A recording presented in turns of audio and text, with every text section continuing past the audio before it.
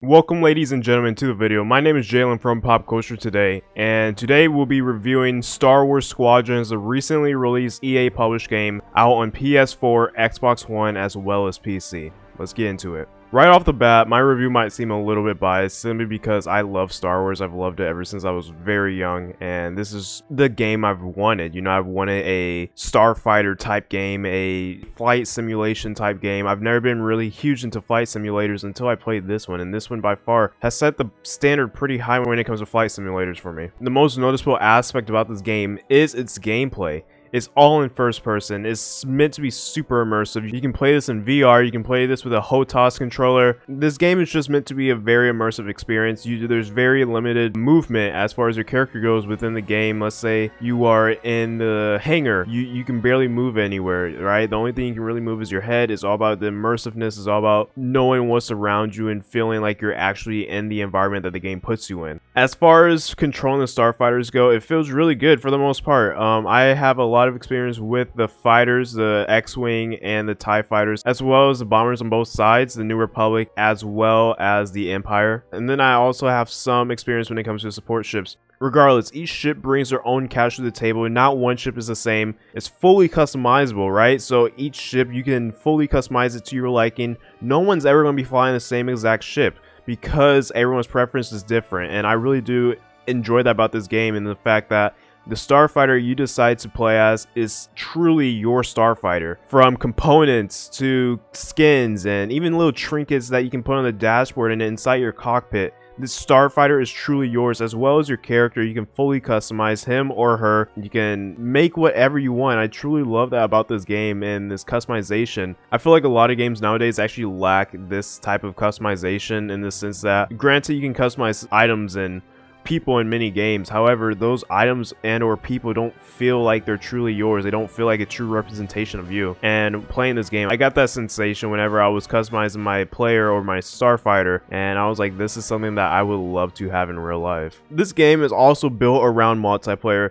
Granted, it has a single player campaign, which we'll get to in a little bit, but this game is built around multiplayer. That is the bread and butter of this game, and let me tell you, the multiplayer of this game is really fun. Unfortunately, there's only a handful of game modes, that being fleet battles as well as dogfights. Now, fleet battles you can do versus AI, or you can do it versus other online opponents. I wish going into this game there were more maps and more game modes from the launch, but given the price tag of $40, you can't really ask a whole lot. And what we do get, like I said, is fun. I think that's what this game does good. It's a fun game. It doesn't try to be anything crazy. It doesn't try to reinvent the wheel when it comes to video games. It doesn't even try to reinvent the wheel when it comes to Star Wars. It's simply a fun game with an extreme learning curve. So far, I put well over 7 hours into the multiplayer, and I've enjoyed every second of it. And those times where I would die and get bested by my opponents, whether that be AI or online opponents, I would genuinely feel like, hey, I need to be better. I need to take this approach next time. Communication is 100% key. This game is best played with friends. I feel like that's with any, you can say that about any multiplayer game nowadays, but this game especially is best played with friends, best play with coordination and callouts. There is a ranking up system. There are statistics for, how long you played, what your KD ratio, your win-loss ratio, stuff like that. I really don't care about all that type of stuff. I really just play this game to have fun and try to get better at it. I really feel like, caring about your win-loss ratio or your KD ratio in this game is kind of pointless, given for the first few hours is going to be tank. Like, you're not going to be good at all. It's going to be very down in the dumps. But once you get the hang of it, and once you get used to the controls and the movement and the type of ships, and you start to figure out which ship you want to use the most and which game mode you're playing the most, that's where the real fun begins. Now, as far as the story, I've completed half of the story at the time of me filming this review. I thought that was a good stopping point to see whether or not I enjoyed it or not. What you're seeing right now is the first mission of the story, the prologue, so there are no spoilers in this video. Now, what I've gathered from the story is it's a good Star Wars story, right? It's not great, it's nothing special, it's just a good story, cut and dry up until the point I'm at. There are characters that I enjoy. However, these characters aren't fleshed out to the fullest that they could possibly be. I don't want to say the story is lackluster, because it definitely isn't. It's just not a story that you might not remember all that well. It's just not a story that you might be like, hey, one of my favorite Star Wars stories is this. It's simply a good story. There's nothing special about it. Now, one thing I do enjoy about the campaign of this game is that, and I prefer everybody who jumps into Star Wars Squadrons play the campaign first. It teaches you how to play the game, and it does it well, and it doesn't just throw tutorials at your face. A lot of aspects of this game that are are very helpful in the multiplayer component, which is what 99% of people will be playing most of, are taught through the campaign. So you might as well just kill two birds with one stone, learn how to play the game, and also get a pretty good Star Wars story all at the same time. From what I hear, the story takes about 6-7 hours, maybe 8 or 9 if you're playing on a little harder difficulties. But regardless, the story is challenging. I'm currently playing on Ace Pilot difficulty, so that is the hardest difficulty. It's challenging, but it's not unbearable. It's challenging, but it's not impossible. I really have enjoyed the gameplay so far, and it's a very rewarding game once you understand how to play it, and I really love that about this game. Now, one of the key takeaways of Star Wars Squadrons is the settings menu. You have accessibility features, you have gameplay settings, video settings, audio settings, all these type of settings that you can totally tinker around with, some of which very drastically change how you could possibly play the game. So some of the settings, as you can see, if you toggle them on or off, you can change how much power you direct towards your engines by increments of 2, instead of, you know, just pressing down the D-pad and it fully powers your engines or fully powers your shield. Some of these settings generally change how you play the game. There are also, like I said, this game was built for VR, and if you're not able to play on VR, you can always double tap R3 on the PS4 controller, right stick on the Xbox controller. I don't know what the keybind is for PC.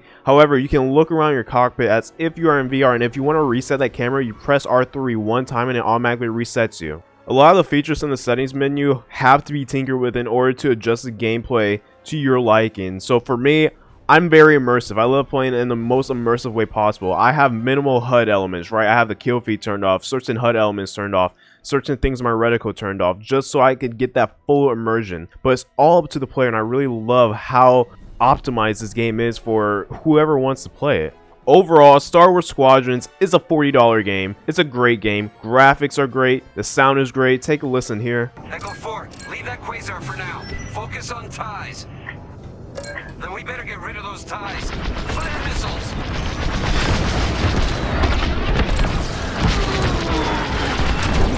All right.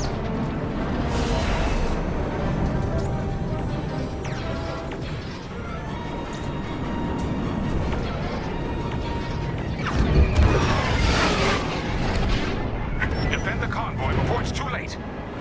This game as a whole is a great package, and for $40 you really can't beat what you're getting here. You're getting hours of countless multiplayer games, you're getting a pretty decent story for the campaign, you're getting awesome and immersive gameplay, you're getting pretty extensive customization as far as your starfighter and your character goes, and overall it's just a very good game. It really is. It's nothing crazy to write home about, like I said, but it really is a fun game, and I feel like those who give it the time and patience will see that this game is really good, and when it shines, it really shines. Scoring this game, Pop Culture Today is giving it an 8 out of 10. This game, like we said, really good. Nothing special to write home about. There are a few bugs and glitches here and there that I've encountered. But with that being said, the game as a whole is really fun, and it's also crossplay. So let's say you have a PC and your friend has a PlayStation 4. You guys can play together. This game is built for multiplayer. This game is built for friends. This game is built for communication. So take advantage of it. We highly suggest you try out Star Wars Squadrons. Jake has his review up on Metacritic. So if you want to read his full extensive Pop Culture Today review on Metacritic, be sure to click the link in the description below. But with that being said, that is our review on Star Wars Squadrons. We appreciate you for watching this video. If you're new to the channel, be sure to subscribe. If you're already subscribed, be sure to hit that like button. If you're already playing Star Wars Squadrons, let us know what you think about the game. If you're on the fence about getting it, why are you on the fence about getting it?